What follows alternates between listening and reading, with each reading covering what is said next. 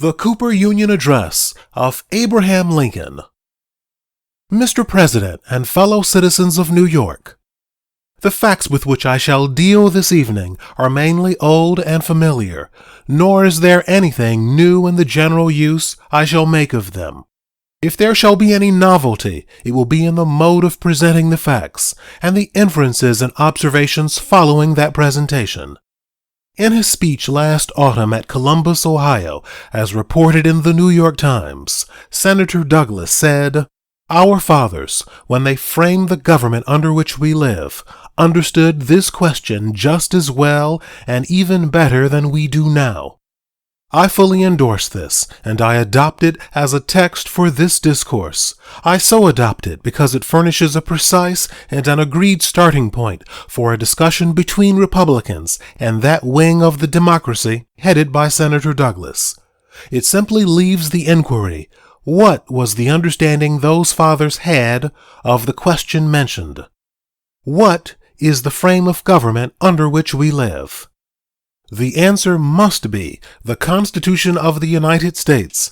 That Constitution consists of the original, framed in 1787, and under which the present government first went into operation, and 12 subsequently framed amendments, the first 10 of which were framed in 1789. Who were our fathers that framed the Constitution? I suppose the 39 who signed the original instrument may be fairly called our fathers who framed that part of the present government. It is almost exactly true to say they framed it, and it is altogether true to say they fairly represented the opinion and sentiment of the whole nation at that time. Their names, being familiar to nearly all and accessible to quite all, need not now be repeated. I take these 39 for the present as being our fathers who framed the government under which we live. What is the question which, according to the text, those fathers understood just as well and even better than we do now? It is this: does the proper division of local from federal authority, or anything in the Constitution, forbid our federal government to control as to slavery in our federal territories? Upon this, Senator Douglas holds the affirmative, and Republicans the negative. This affirmation and denial form an issue, and this issue, this question, is precisely what the text declares our fathers understood better than we. Let us now inquire whether the 39 or any of them ever acted upon this question, and if they did, how they acted upon it, how they expressed that better understanding. In 1784, 3 years before the Constitution, the United States then owning the Northwestern Territory and no other, the Congress of the Confederation had before them the question of prohibiting slavery in that territory, and 4 of the 39 who afterward framed the Constitution were in that Congress and voted on that question. Of these, Roger Sherman, Thomas Mifflin, and Hugh Williamson voted for the prohibition, thus showing that, in their understanding, no line dividing local from federal authority, nor anything else, properly forbade the federal government to control as to slavery in federal territory. The other of the 4, James McHenry, voted against the prohibition, showing that, for some cause, he thought it improper to vote for it.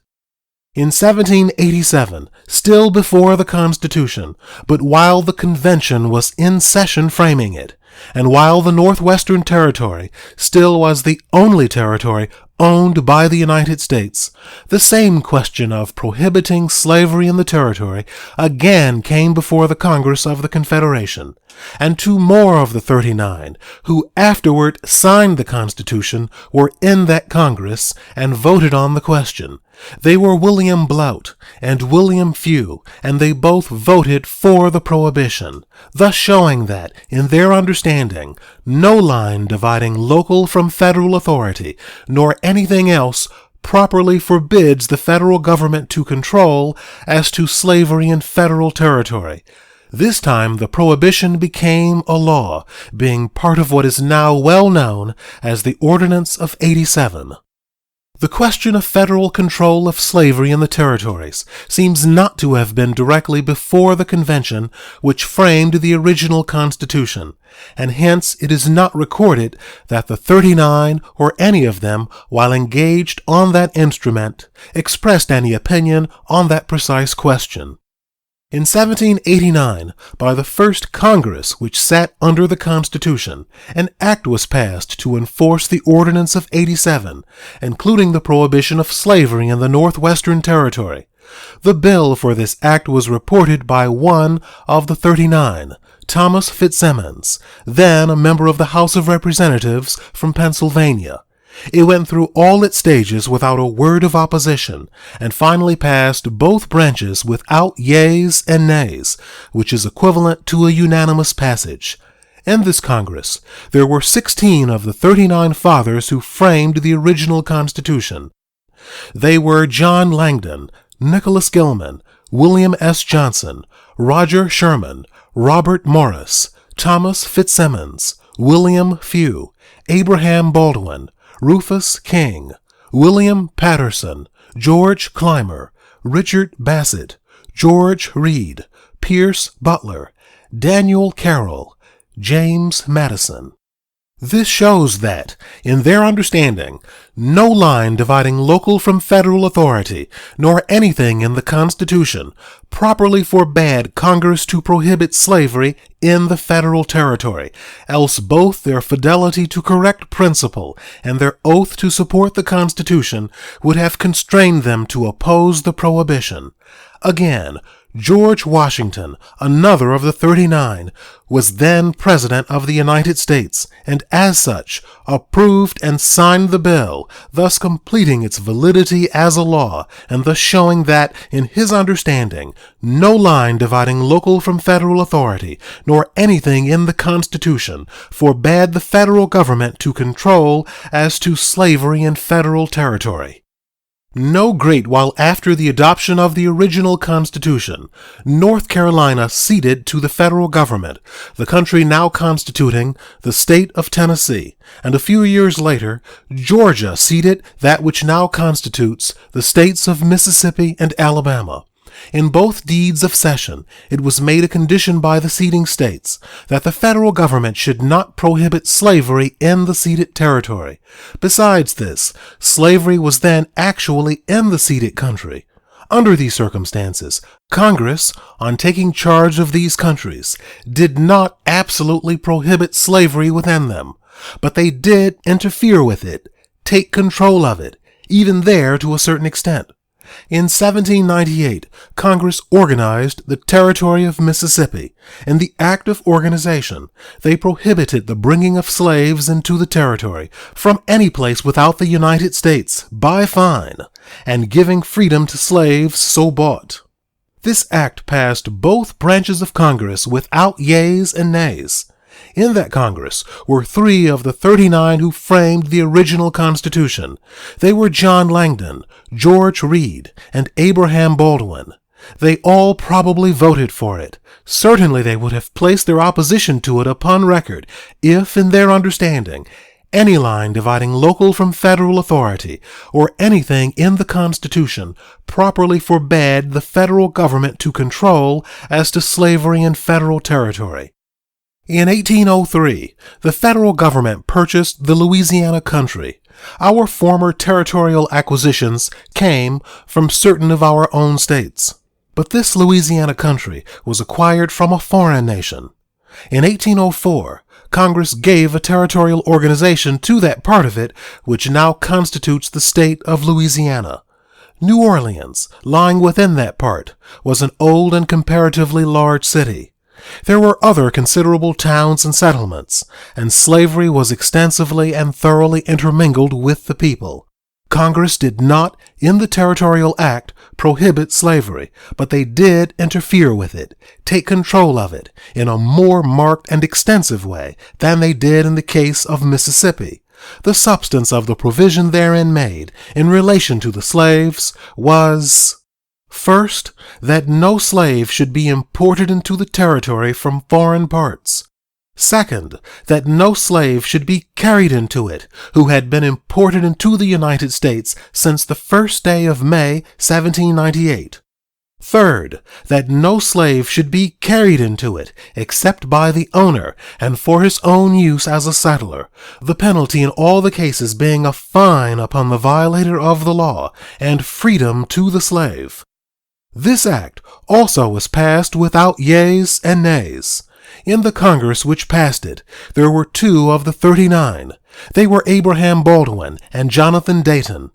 As stated in the case of Mississippi, it is probable they both voted for it. They would not have allowed it to pass without recording their opposition to it, if, in their understanding, it violated either the line properly dividing local from federal authority or any provision of the Constitution. In 1819 through 20 came and passed the Missouri question.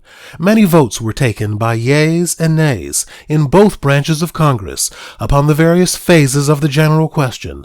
2 of the 39, Rufus King and Charles Pinckney, were members of that Congress. Mr. King steadily voted for slavery prohibition and against all compromises, while Mr. Pinckney as steadily voted against slavery prohibition and against all compromises. By this, Mr. King showed that, in his understanding, no line dividing local from federal authority, nor anything in the Constitution, was violated by Congress prohibiting slavery in federal territory, while Mr. Pinckney, by his votes, showed that, in his understanding, there was some sufficient reason for opposing such prohibition in that case. The cases I have mentioned are the only acts of the 39, or if any of them, upon the direct issue which I have been able to discover. To enumerate the persons who thus acted, as being 4 in 1784, 2 in 1787, 17 in 1789, 3 in 1798, 2 in 1804, and 2 in 1819 through 20, there would be 30 of them. But this will be counting John Langdon, Roger Sherman, William Few, Rufus King, and George Read each twice, and Abraham Baldwin 3 times. The true number of those of the 39 whom I have shown to have acted upon the question, which by the text they understood better than we, is 23, leaving 16 not shown to have acted upon it in any way. Here then we have 23 out of our 39 fathers who framed the government under which we live, who have, upon their official responsibility and their corporal oaths, acted upon the very question which the text affirms they understood just as well and even better than we do now, and 21 of them, a clear majority of the whole 39, so acting upon it as to make them guilty of gross political impropriety and willful perjury, if, in their understanding, any proper division between local and federal authority, or anything in the Constitution they had made themselves and sworn to support, forbade the federal government to control as to slavery in the federal territories. Thus the 21 acted, and as actions speak louder than words, so actions, under such responsibility, speak still louder.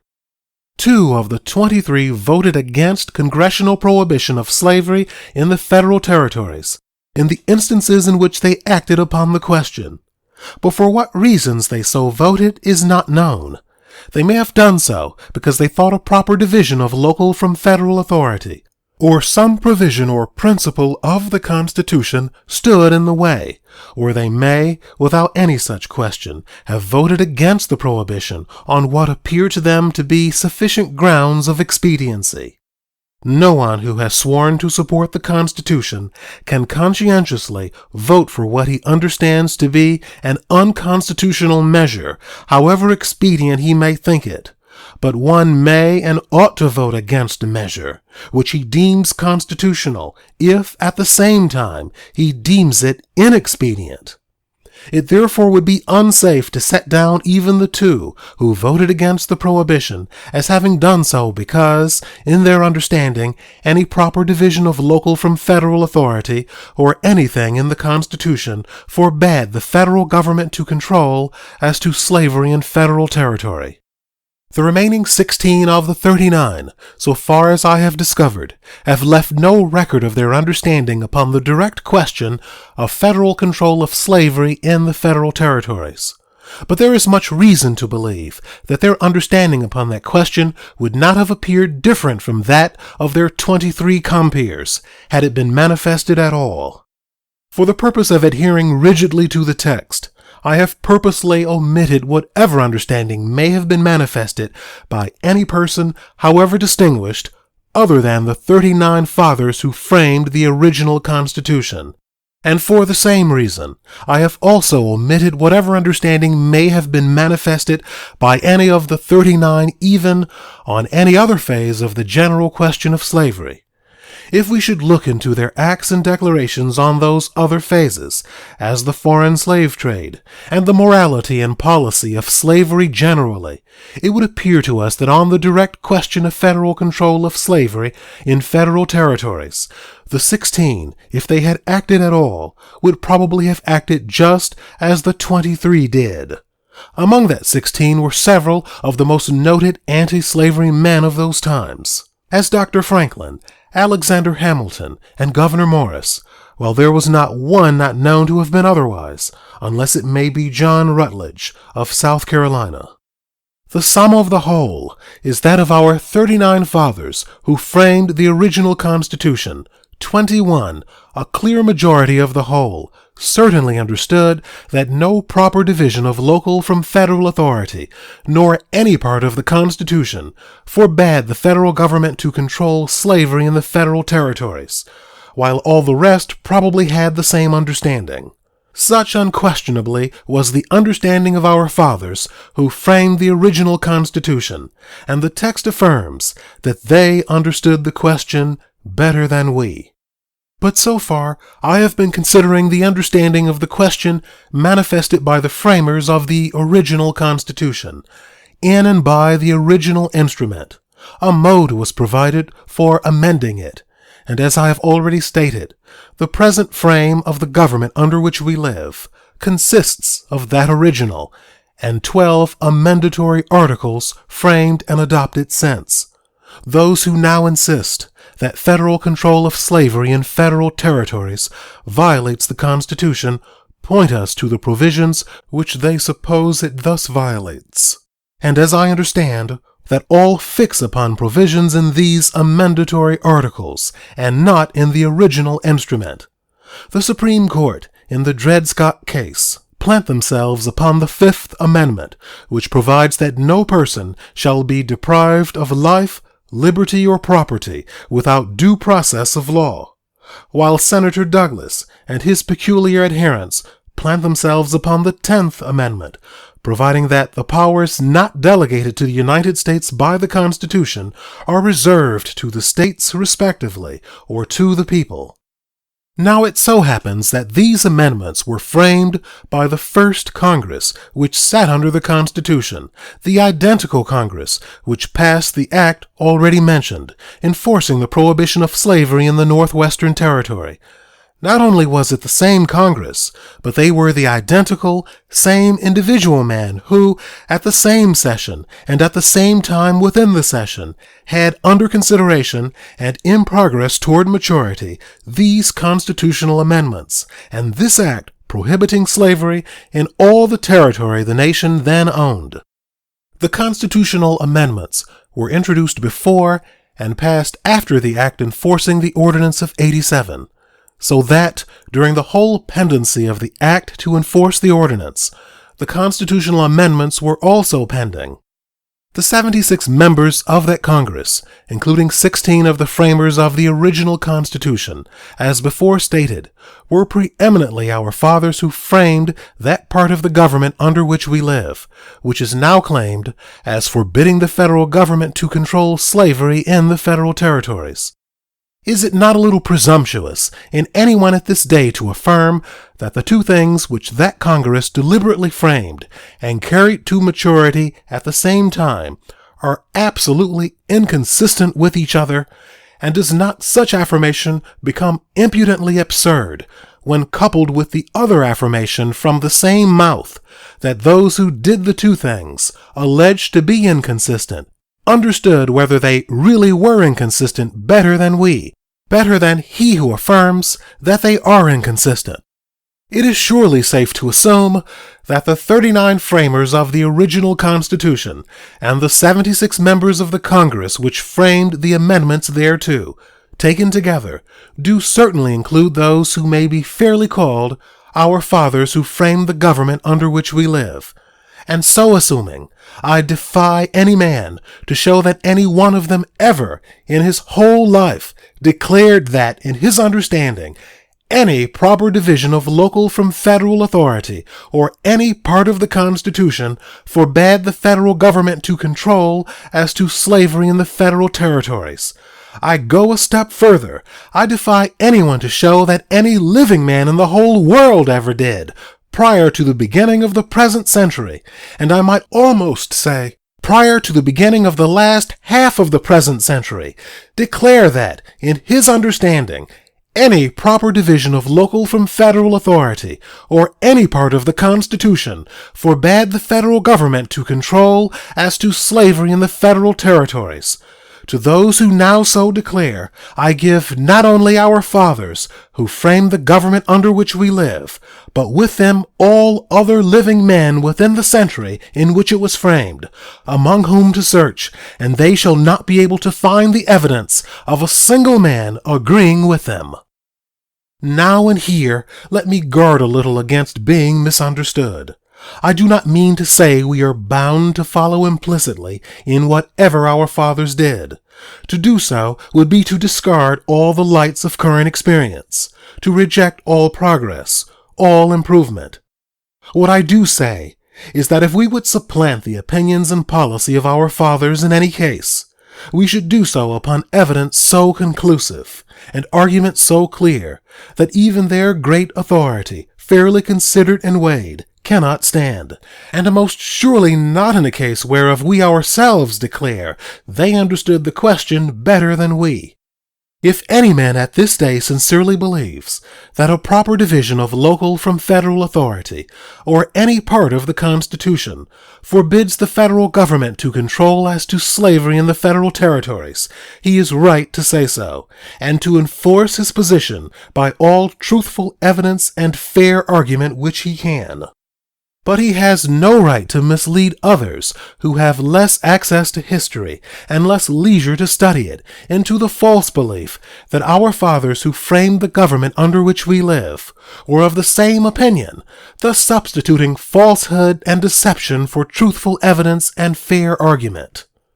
If any man at this day sincerely believes our fathers who framed the government under which we live used and applied principles in other cases which ought to have led them to understand that a proper division of local from federal authority, or some part of the Constitution, forbids the federal government to control as to slavery in the federal territories, he is right to say so. But he should, at the same time, brave the responsibility of declaring that, in his opinion, he understands their principles better than they did themselves, and especially should he not shirk that responsibility by asserting that they understood the question just as well and even better than we do now. But enough! Let all who believe that our fathers, who framed the government under which we live, understood this question just as well and even better than we do now, speak as they spoke, and act as they acted upon it. This is all Republicans ask, all Republicans desire in relation to slavery. As those fathers marked it, so let it be again marked as an evil not to be extended, but to be tolerated and protected only because of and so far as its actual presence among us makes that toleration and protection a necessity. Let all the guarantees those fathers gave it be not grudgingly, but fully and fairly maintained. For this Republicans contend, and with this, so far as I know or believe, they will be content. And now, if they would listen, as I suppose they will not, I would address a few words to the Southern people. I would say to them, you consider yourselves a reasonable and a just people, and I consider that in the general qualities of reason and justice, you are not inferior to any other people. Still, when you speak of us Republicans, you do so only to denounce us as reptiles, or at the best, as no better than outlaws. You will grant a hearing to pirates or murderers, but nothing like it to black Republicans. In all your contentions with one another, each of you deems an unconditional condemnation of black republicanism as the first thing to be attended to. Indeed, such condemnation of us seems to be an indispensable prerequisite, license, so to speak, among you to be admitted or permitted to speak at all. Now can you or not be prevailed upon to pause and to consider whether this is quite just to us, or even to yourselves? Bring forward your charges and specifications, and then be patient long enough to hear us deny or justify. You say we are sectional. We deny it. That makes an issue, and the burden of proof is upon you. You produce your proof. And what is it? Why, that our party has no existence in your section, gets no votes in your section. The fact is substantially true, but does it prove the issue? If it does, then in case we should, without change of principle, begin to get votes in your section, we should thereby cease to be sectional. You cannot escape this conclusion, and yet are you willing to abide by it? If you are, you will probably soon find that we have ceased to be sectional, for we shall get votes in your section this very year. You will then begin to discover, as the truth plainly is, that your proof does not touch the issue. The fact that we get no votes in your section is a fact of your making and not of ours. And if there be fault in that fact is primarily yours, and remains until you show that we repel you by some wrong principle or practice. If we do repel you by any wrong principle or practice, the fault is ours. But this brings you to where you ought to have started, to a discussion of the right or wrong of our principle. If our principle, put in practice, would wrong your section for the benefit of ours, or for any other object, then our principle, and we with it, are sectional, and are justly opposed and denounced as such. Meet us, then, on the question of whether our principle, put in practice, would wrong your section, and so meet it as if it were possible that something may be said on our side. Do you accept the challenge? No! Then you really believe that the principle which our fathers, who framed the government under which we live, thought so clearly right as to adopt it, and endorse it again and again upon their official oaths, is in fact so clearly wrong as to demand your condemnation without a moment's consideration. Some of you delight to flaunt in our faces the warning against sectional parties given by Washington in his farewell address. Less than 8 years before Washington gave that warning, he had, as President of the United States, approved and signed an act of Congress enforcing the prohibition of slavery in the Northwestern Territory, which act embodied the policy of the government upon that subject up to and at the very moment he penned that warning. And about 1 year after he penned it, he wrote Lafayette that he considered that prohibition a wise measure, expressing in the same connection his hope that we should at some time have a confederacy of free states. Bearing this in mind, and seeing that sectionalism has since arisen upon this same subject, is that warning a weapon in your hands against us, or in our hands against you?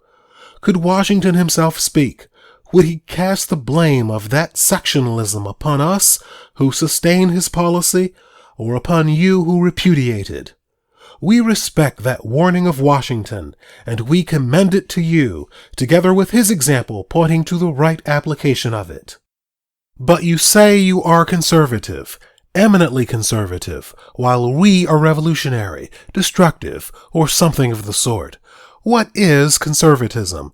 Is it not adherence to the old and tried, against the new and untried? We stick to, contend for, the identical old policy on the point in controversy, which was adopted by our fathers who framed the government under which we live, while you, with one accord, reject and scout and spit upon that old policy, and insist upon substituting something new. True, you disagree among yourselves as to what that substitute shall be. You are divided on new propositions and plans, but you are unanimous in rejecting and denouncing the old policy of the fathers. Some of you are for reviving the foreign slave trade, some for a congressional slave code for the territories, some for Congress forbidding the territories to prohibit slavery within their limits, some for maintaining slavery in the territories through the judiciary, some for the great principle that if one man would enslave another, no third man should object, fantastically called popular sovereignty. But never a man among you is in favor of federal prohibition of slavery in federal territories, according to the practice of our fathers, who framed the government under which we live. Not one of all your various plans can show a precedent or an advocate in the century within which our government originated. Consider then whether your claim of conservatism for yourselves and your charge or destructiveness against us are based on the most clear and stable foundations. Again, you say we have made the slavery question more prominent than it formerly was. We deny it. We admit that it is more prominent, but we deny that we made it so. It was not we, but you, who discarded the old policy of the fathers. We resisted and still resist your innovation, and thence comes the greater prominence of the question. Would you have that question reduced to its former proportions? Go back to that old policy. What has been will be again under the same conditions. If you would have the peace of the old times, readopt the precepts and policy of the old times. You charge that we stir up insurrections among your slaves. We deny it. And what is your proof? Harper's Ferry. John Brown. John Brown was no Republican, and you have failed to implicate a single Republican in his Harper's Ferry enterprise. If any member of our party is guilty in that matter, you know it or you do not know it. If you do know it, you are inexcusable for not designating the man and proving the fact. If you do not know it, you are inexcusable for asserting it, and especially for persisting in the assertion after you have tried and failed to make the proof. You need to be told that persisting in a charge which one does not know to be true is simply malicious slander. Some of you admit that no Republican designedly aided or encouraged the Harper's Ferry affair, but still insist that our doctrines and declarations necessarily lead to such results. We do not believe it. We know we hold to no doctrine and make no declaration which were not held to and made by our fathers who framed the government under which we live. You never dealt fairly by us in relation to this affair. When it occurred, some important state elections were near at hand, and you were in evident glee with the belief that, by charging the blame upon us, you could get an advantage of us in those elections. The elections came, and your expectations were not quite fulfilled. Every Republican man knew that, as to himself at least, your charge was a slander, and he was not much inclined by it to cast his vote in your favor. Republican doctrines and declarations are accompanied with a continual protest against any interference whatever with your slaves or with you about your slaves. Surely this does not encourage them to revolt.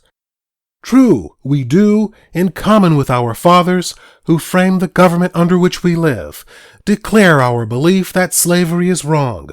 But the slaves do not hear us declare even this. For anything we say or do, the slaves would scarcely know there is a Republican Party.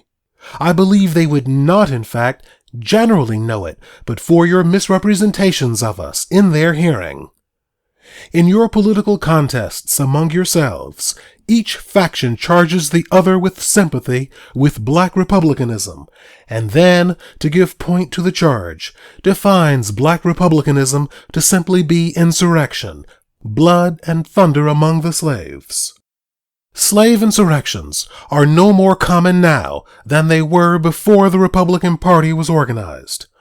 What induced the Southampton insurrection 28 years ago, in which at least 3 times as many lives were lost as at Harper's Ferry? You can scarcely stretch your very elastic fancy to the conclusion that Southampton was got up by black republicanism. In the present state of things in the United States, I do not think a general or even a very extensive slave insurrection is possible. The indispensable concert of action cannot be attained. The slaves have no means of rapid communication, nor can incendiary freeman, black or white, supply it.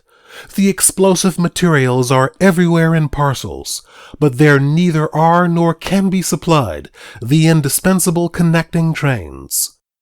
Much is said by Southern people about the affection of slaves for their masters and mistresses, and a part of it at least is true. A plot for an uprising could scarcely be devised and communicated to 20 individuals before some one of them, to save the life of a favorite master or mistress, would divulge it. This is the rule, and the slave revolution in Haiti was not an exception to it, but a case occurring under peculiar circumstances. The gunpowder plot of British history, though not connected with slaves, was more in point. In that case, only about 20 were admitted to the secret, and yet one of them, in his anxiety to save a friend, betrayed the plot to that friend, and by consequence averted the calamity. Occasional poisonings from the kitchen, and open or stealthy assassinations in the field, and local revolts extending to a score or so, will continue to occur as the natural results of slavery. But no general insurrection of slaves, as I think, can happen in this country for a long time. Whoever much fears or much hopes for such an event will be alike disappointed. In the language of Mr. Jefferson, uttered many years ago, it is still in our power to direct the process of emancipation and deportation peaceably and in such slow degrees as that the evil will wear off insensibly, and their places be pari passu filled up by free white laborers.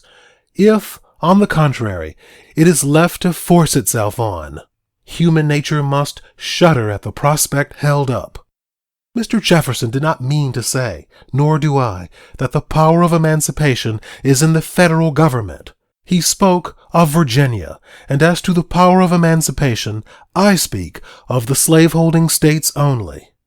The federal government, however, as we insist, has the power of restraining the extension of the institution, the power to ensure that a slave insurrection shall never occur on any American soil which is now free from slavery.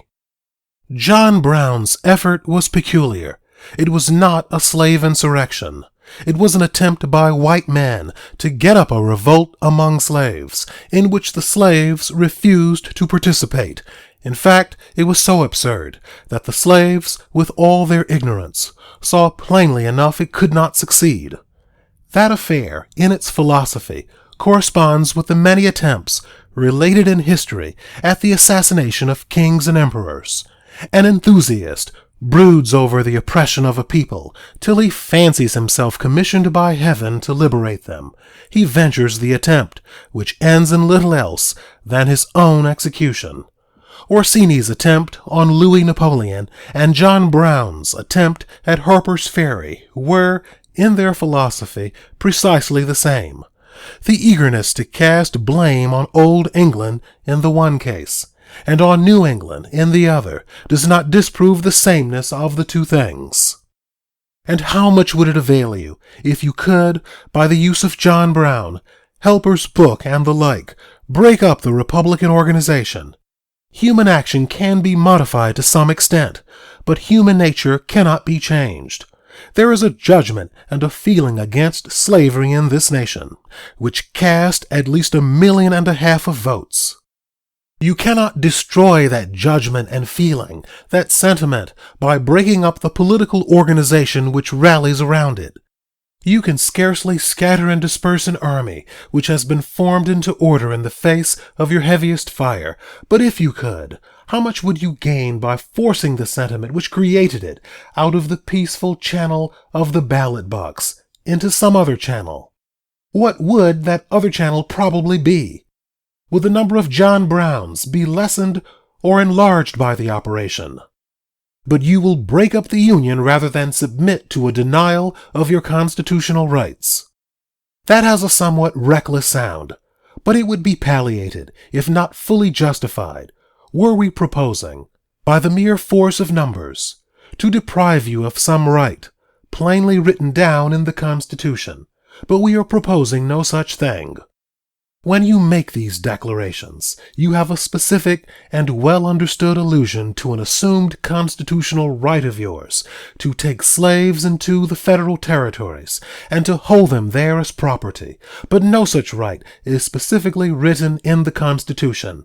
That instrument is literally silent about any such right. We, on the contrary, deny that such a right has any existence in the Constitution, even by implication. Your purpose, then, plainly stated, is that you will destroy the government unless you be allowed to construe and enforce the Constitution as you please on all points in dispute between you and us. You will rule or ruin in all events. This, plainly stated, is your language. Perhaps you will say the Supreme Court has decided the disputed constitutional question in your favor. Not quite so.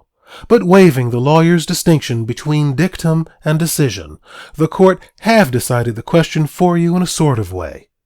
The court have substantially said, it is your constitutional right to take slaves into the federal territories and to hold them there as property.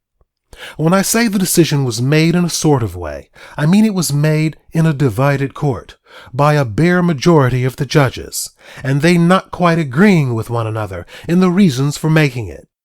That it is so made, as that its avowed supporters disagree with one another about its meaning, and that it was mainly based upon a mistaken statement of fact, the statement in the opinion that the right of property in a slave is distinctly and expressly affirmed in the Constitution. An inspection of the Constitution will show that the right of property in a slave is not distinctly and expressly affirmed in it.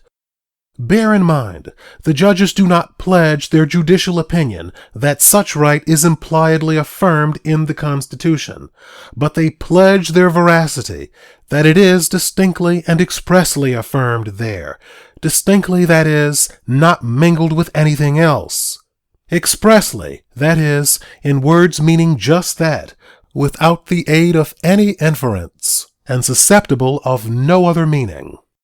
If they had only pledged their judicial opinion that such right is affirmed in the instrument by implication, it would be open to others to show that neither the word slave nor slavery is to be found in the Constitution, nor the word property even in any connection with language alluding to the things slave or slavery, and that wherever in that instrument the slave is alluded to, he is called a person.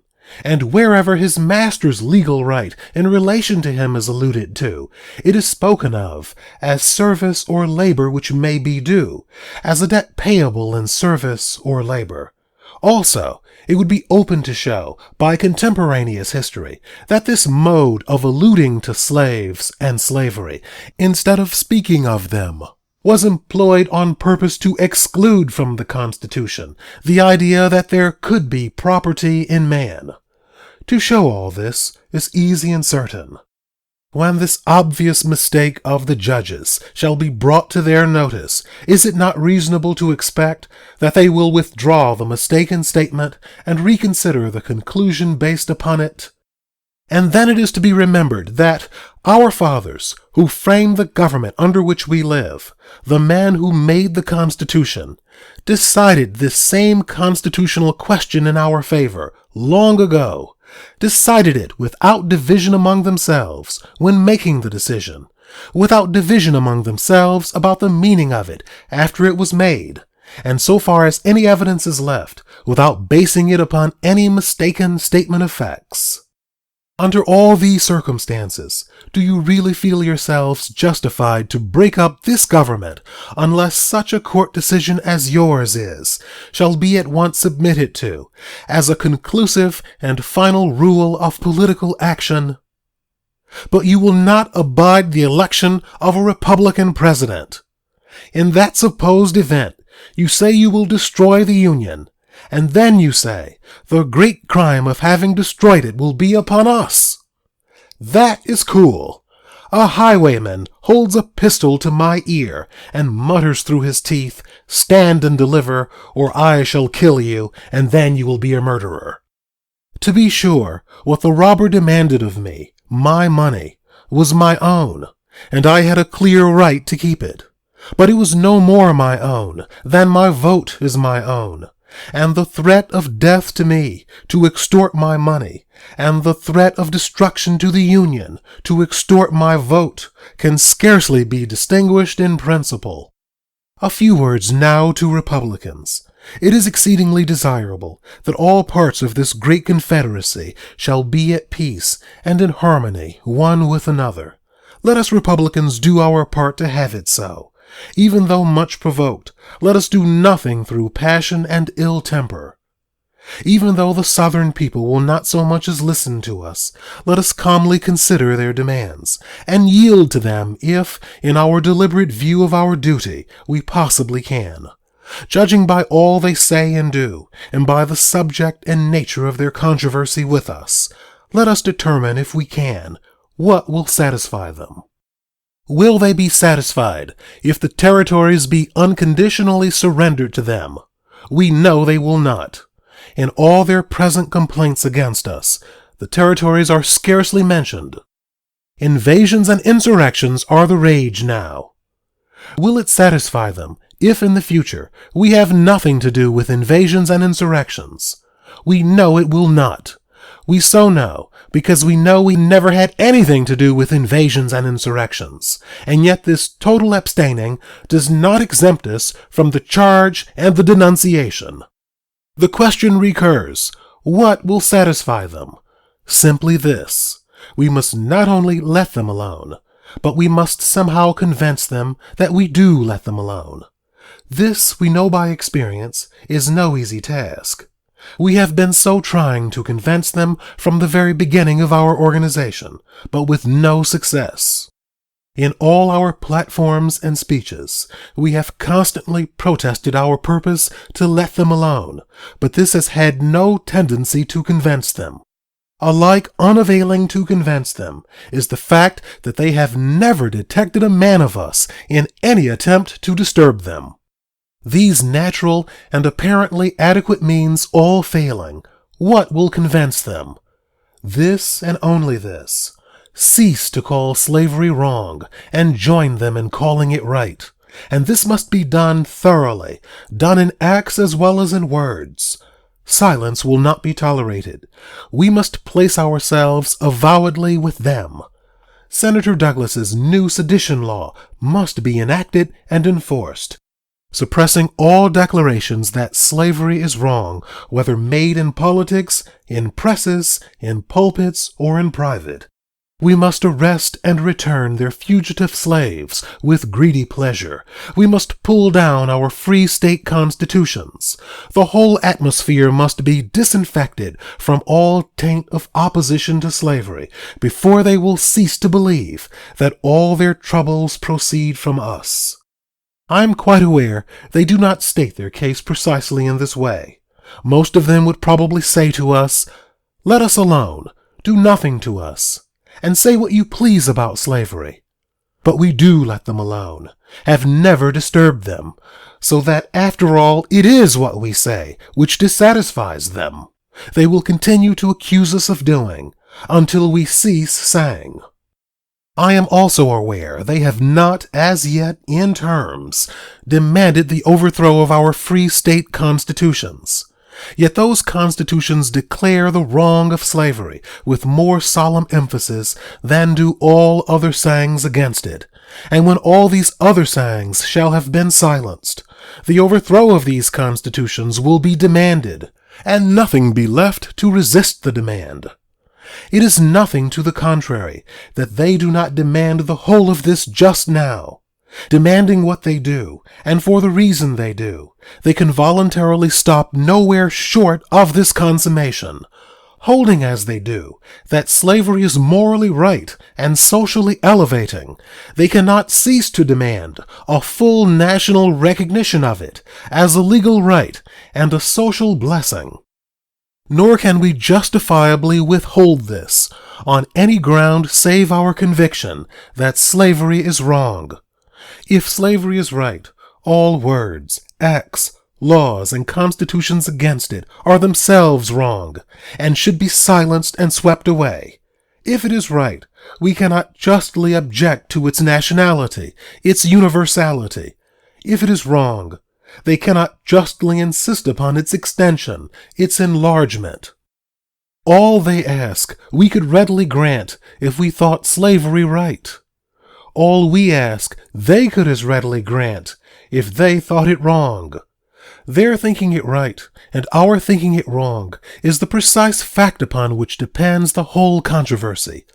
Thinking it right as they do, they are not to blame for desiring its full recognition as being right. But thinking it wrong as we do, can we yield to them? Can we cast our votes with their view and against our own? In view of our moral, social, and political responsibilities, can we do this? Wrong as we think slavery is, we can yet afford to let it alone where it is, because that much is due to the necessity arising from its actual presence in the nation. But can we, while our votes will prevent it, allow it to spread into the national territories and to overrun us here in these free states? If our sense of duty forbids this, then let us stand by our duty, fearlessly and effectively. Let us be diverted by none of those sophistical contrivances wherewith we are so industriously plied and belabored.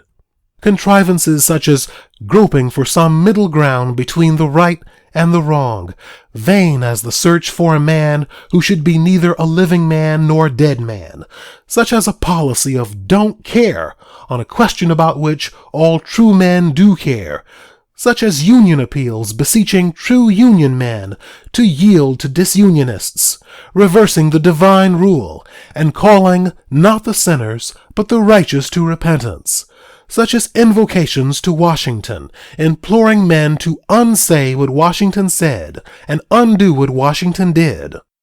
Neither let us be slandered from our duty by false accusations against us, nor frightened from it by menaces of destruction to the government, nor of dungeons to ourselves. Let us have faith that right makes might, and in that faith let us to the end dare to do our duty as we understand it.